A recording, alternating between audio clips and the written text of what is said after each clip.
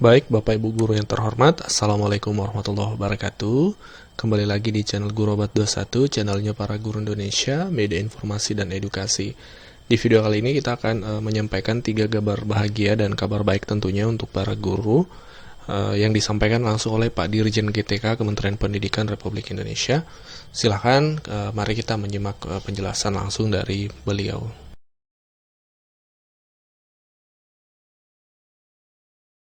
Terakhir, kita menegaskan dan mendorong agar para guru honorer dan lulusan pendidikan profesi guru atau PPG untuk melamar menjadi guru P3K, karena nantinya kinerja yang baik sebagai guru P3K dapat menjadi pertimbangan penting jika guru P3K tersebut ingin melamar menjadi CPNS. Jadi tadi ada ketidaksesuaian antara audio dengan video karena itu pengaruh teknis jaringan saat Pak Dirjen menjelaskan. Jadi video itu dari Taklimat Media Kementerian Pendidikan, resmi dari Kementerian Pendidikan, dan juga informasi tersebut dimuat di kompas.com ya. Jadi Kompas ini adalah media nasional yang sudah terdaftar di Dewan Pers ya. Jadi guru P3K berkinerja baik berpeluang jadi CPNS. Kompas juga mengutip dari video tadi ya. Di video tadi dijelaskan di sini kinerja guru PPK yang baik akan dipertimbangkan menjadi calon pegawai negeri sipil. Pernyataan itu disampaikan Dirjen ya, Direktur Jenderal Guru dan Tenaga Kependidikan Kemdikbud Iwan Syahril dalam Taklimat Media awal tahun 2021 seperti ditulis Rabu tanggal 6 bulan 1 2021. Ya, beliau menyampaikan dalam video tersebut bahwasanya kinerja guru P3K yang baik kan jadi pertimbangan penting saat melamar jadi CPNS, ucap Iwan. Maka dari itu, kata Iwan, jangan dilewatkan proses seleksi 1 juta guru P3K. Tujuan menyeleksi 1 juta guru P3K, bilang dia, demi meningkatkan kesejahteraan dan status para guru honorer. Saya sampaikan di sini, kami ingin sekali lagi memperjuangkan guru-guru yang saat ini telah mengajar di posisinya itu akan bersaing dengan dirinya sendiri. Jadi cukup dengan dirinya sendiri mencapai kompetensi yang minimal saja. Jadi ini bukan yang paling hebat gitu, minimal saja.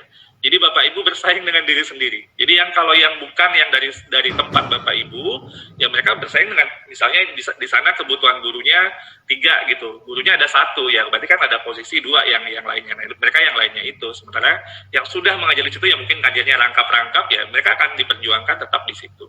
Jadi itu diprioritaskan gitu ya. Jadi sehingga Bapak Ibu akan bersaing dengan dirinya sendiri untuk mencapai passing grade yang minimal sebenarnya. Jadi ibaratnya kalau Bapak Ibu mengajar matematika ya kemampuan gimana sih guru matematika yang minimal gitu. Yang gaji yang saat ini diterima yang tadi mungkin ada yang bahkan ada yang 50.000 sampai 750.000 ya, kita terus tahu itu tentunya. Ini dapat meningkat hingga 2,9 juta per bulan. Ini di luar tunjangan yang melekat dan dijamin oleh pemerintah.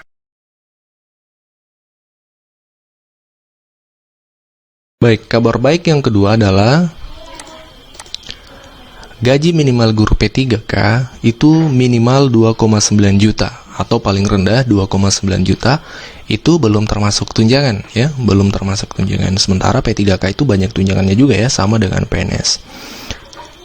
Dasar dari nominal 2,9 ini dasarnya dari mana? Dasarnya adalah Peraturan Presiden Republik Indonesia Nomor 98 Tahun 2020 tentang gaji dan tunjangan pegawai pemerintah dengan perjanjian kerja atau P3K. Kita langsung ke bagian paling bawah, ada daftar gaji P3K. Kita perbesar ya. Oke, perlu diketahui bahwa untuk golongan P3K S1 ya, guru itu mulai dari golongan 9. Nah, gaji pokoknya untuk pengabdian ini MKG masa kerja golongan 0 tahun itu 2.966. 2,9 juta. Nah, inilah dasar dari pernyataan Pak Iwan tadi, 2,9 juta.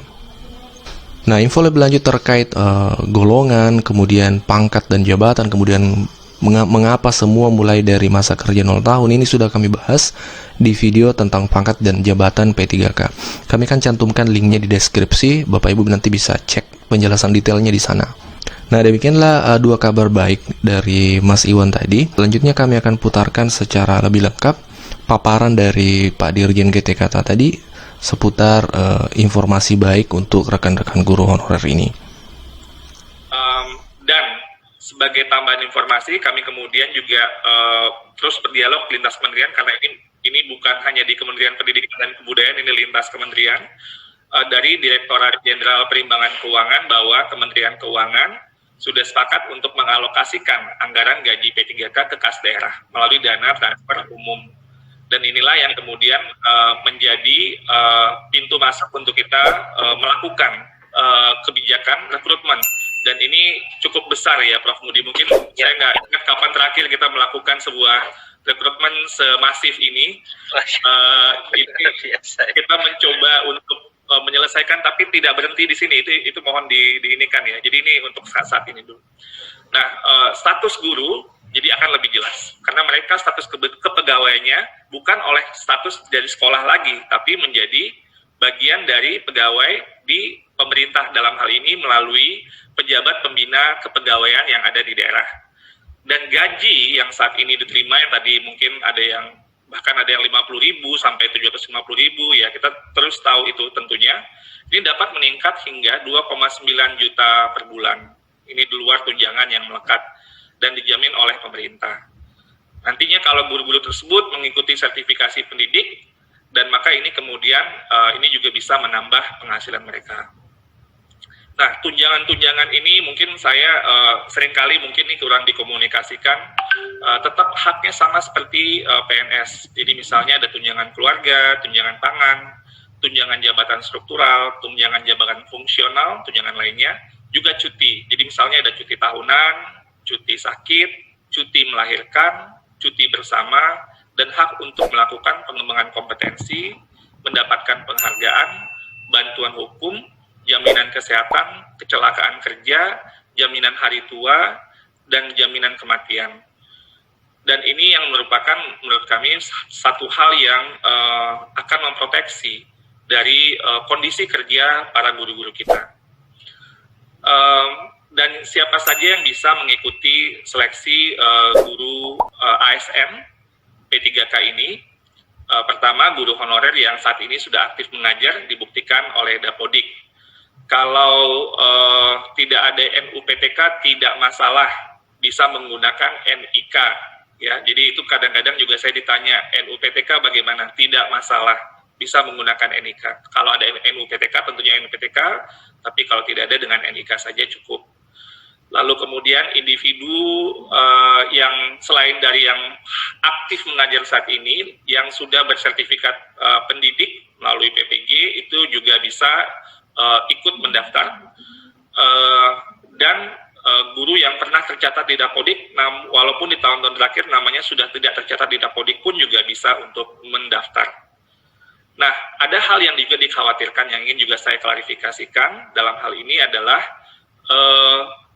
persaingan dengan guru-guru lain. Perlu saya sampaikan di sini, kami ingin sekali lagi memperjuangkan guru-guru yang saat ini telah mengajar di posisinya itu akan bersaing dengan dirinya sendiri. Jadi cukup dengan dirinya sendiri mencapai kompetensi yang minimal. Minimal saja, jadi ini bukan yang paling hebat gitu, minimal saja. Jadi Bapak Ibu bersaing dengan diri sendiri. Jadi yang kalau yang bukan yang dari tempat Bapak Ibu, ya mereka bersaing dengan, misalnya di sana kebutuhan gurunya 3 gitu, gurunya ada 1 ya, berarti kan ada posisi 2 yang lainnya. Mereka yang lainnya itu, sementara yang sudah mengajar di situ ya mungkin ngajarnya rangkap-rangkap ya, mereka akan diperjuangkan tetap di situ. Jadi itu diprioritaskan gitu ya. Jadi sehingga Bapak Ibu akan bersaing dengan dirinya sendiri untuk mencapai passing grade yang minimal sebenarnya. Jadi ibaratnya kalau Bapak Ibu mengajar matematika, ya kemampuan gimana sih guru matematika yang minimal gitu. Yang kita perlu ya tentunya itu ingin buat karena dia guru ya kita marwahnya guru kan tetap kita jaga. Guru bahasa Inggris atau guru IPS ya itu nilai minimalnya. Dan tapi dia bersaing dengan dirinya sendiri. Jadi ini yang paling penting untuk dipahami, karena kembali lagi kami ingin memperjuangkan. Jadi ini komitmen dari kami.